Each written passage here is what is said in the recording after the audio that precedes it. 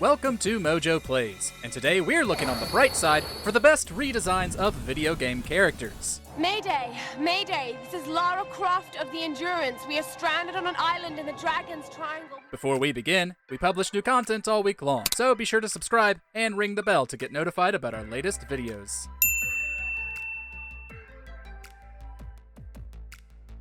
Wario, WarioWare Inc. Mega Micro Game.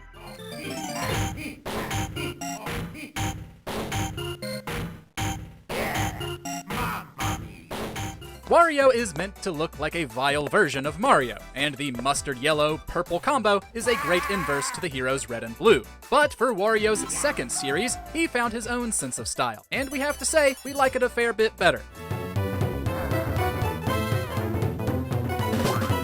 He took to driving a motorcycle and dressing in full biker gear, with a cut-off denim vest and a helmet of his favorite color, yellow. Well, Wario already had such a loud personality, why not give him some extra features to go along with it? While he still sports his classic look in other games, this one's certainly the more unique of the two.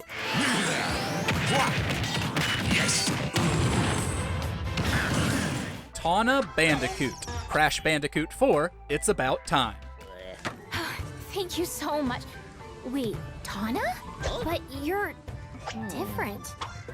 The original version of Taana, Crash's girlfriend in the first game, was fairly shallow, only serving as the hero's damsel in need of rescue. There wasn't much interesting in her design either. She was tall, blonde, oddly shapely, basically Crash's version of Candy Kong. She didn't appear in any mainline sequels, only spin-offs, so there was only room to improve for a redesign. In Crash 4, a version of Taana from an alternate dimension appears and is far cooler. So, what you collecting?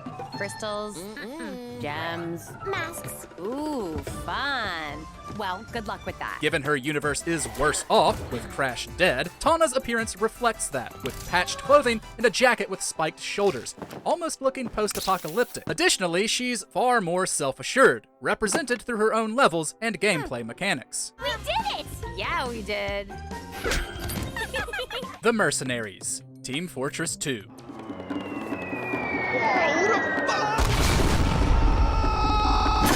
The first Team Fortress set itself apart from other shooters through its unique classes. However, most of the characters looked like basic soldiers, with not much setting them apart from one another. That in no way hindered the mechanics, but it did mean there was less personality in the game. If there's one thing we can say about Team Fortress 2, it's got personality in spades. What dreams of chronic and sustained cruelty.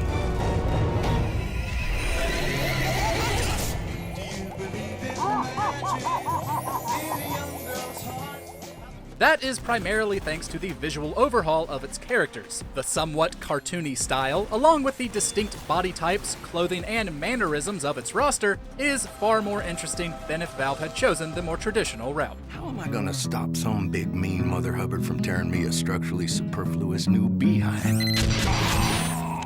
The answer? Here's a gun. Donkey Kong, Donkey Kong Country.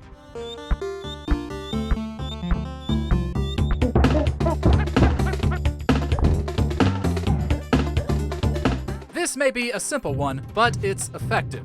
Back when Donkey Kong premiered, he was naturally just a big gorilla. After a couple of sequels, Mario went off to be a star with a design that has more or less stayed the same ever since. DK, on the other hand, fell off the map a bit until he was revived by Rare for the Super Nintendo. These days, this is what every player knows Donkey Kong to look like. The iconic red tie, the dopey, almost pompadour-like fur, and the dim-witted demeanor. It's got a lot of charm. And while, yes, technically the original DK is canonically Cranky Kong, well, we still prefer the design of this old bag of bones to a simple gorilla.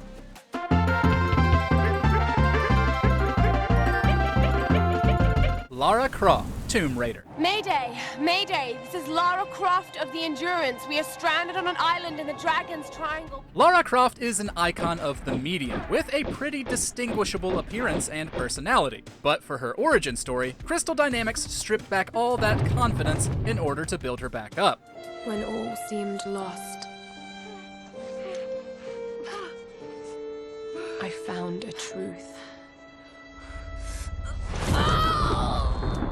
She still had her standard high ponytail and blue tank top, though the tight brown shorts had notably turned into pants, but that's not what's important. What mattered were her softer features, both in how she looked and how she carried herself. She was inexperienced, which made the journey more harrowing. It was also a redesign that itself evolved over the course of the game. She became caked in grime, covered in scrapes and scars, all the while growing more battle-hardened in the face of it all.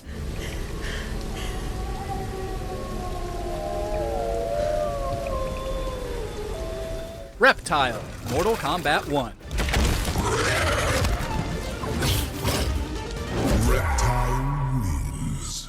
Once upon a time, and due to simpler graphics, Mortal Kombat had a design problem with its ninjas. They all looked identical, save for the color of their clothing. Reptile was the green one, which made sense given his name and acidic powers. However, NetherRealm eventually began designing him to look like an actual humanoid reptile, beginning with Mortal Kombat 4. Round 1. Fight. That wasn't great, but it nevertheless set him apart from the others. He's had different looks over the years, but by far our favorite is his most recent. Round 1. Fight. Mortal Kombat 1 Reptile takes the best of both worlds, able to change between a human and reptilian form as he fights. We love the little design choices of the human form that link to his reptile one, like his tattoos and the green sash that hangs down like a tail. After fleeing Outworld, I hadn't expected to return. But then I also hadn't expected the new Empress to make me an offer I couldn't refuse. Alucard, Castlevania, Symphony of the Night.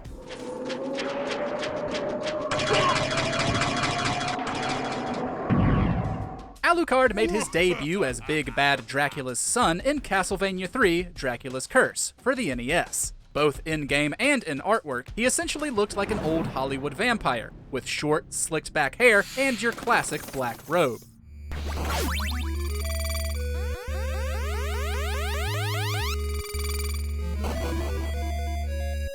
But by the time we saw him next in Symphony of the Night on PlayStation, his design had been significantly improved. The ghostly pale skin paired with the flowing blonde hair made for quite the stark contrast. He's still dressed in black, albeit now much more extravagantly. He was taller and leaner too, showcased through his swift movement and his expertise with a sword. This design was extremely well received, sticking with Alucard for most future appearances, including the TV show. Begin. Ryden, Metal Gear Rising: Revengeance. Let's get this over with.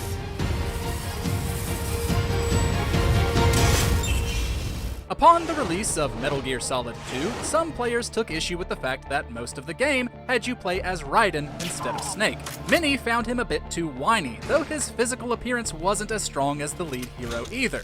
It's the only way to describe it. A kind of cyborg ninja complete with a sword. However, the decision to turn him into a cyborg ninja for Metal Gear Solid 4 was nothing short of genius. Not only was it visually much more interesting, but Ryden was far cooler and sure-footed, deftly flipping around enemy attacks and slicing through them with a badass sword. Run.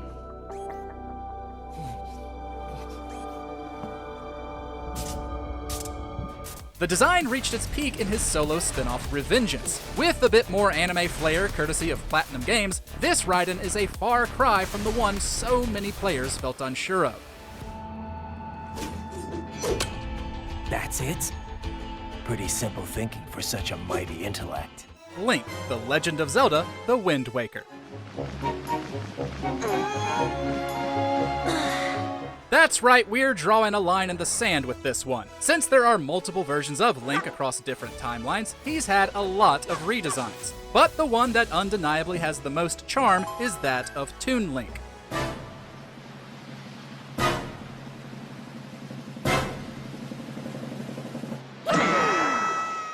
Matching with the cel-shaded world around him, this version of the hero is brighter and more expressive than any other, meaning he has far more character and personality. A lot of fans actually hated this look on release because it was less realistic, which therefore made it too kid-friendly in their eyes. This led to the darker Twilight Princess, and we won't deny that that Link's look is also pretty great. But Toon Link just has so much joy, humor, and individuality that we can't help but champion him.